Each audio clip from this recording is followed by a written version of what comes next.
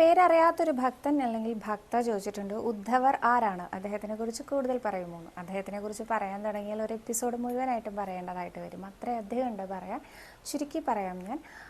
ഉദ്ധവരാണ് ഉഗ്രസേന മഹാരാജാവിൻ്റെ മന്ത്രിപദം അലങ്കരിച്ചിരുന്നത്. അതായത് കംസവധത്തിന് ശേഷം മധുരാപുരിയുടെ മന്ത്രിസ്ഥാനം അല്ലെങ്കിൽ ദ്വാരകയുടെയും മന്ത്രിസ്ഥാനം അലങ്കരിച്ചിരുന്നത് ഉദ്ധവരാണ്. ഭഗവാൻ പറയുന്നുണ്ട്, ഭക്തരിൽ ഉദ്ധവൻ ഞാനാണ് എന്ന്. അപ്പോൾ ഏറ്റവും ഭക്തോത്തമനാണ് അദ്ദേഹം എന്നും പറയുന്നുണ്ട്.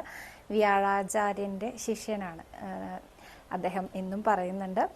അപ്പോൾ ഭരണപരമായ കാര്യങ്ങളിലെല്ലാം ഉദ്ധവരാണ് അവിടുത്തെ ഒരു അവസാന വാക്ക് എന്നൊക്കെ പറയുന്ന രീതിയിലാണ് ഉദ്ധവരെ കുറിച്ച് ഭാഗവതത്തിൽ നിറയെ പറഞ്ഞിട്ടുണ്ട്.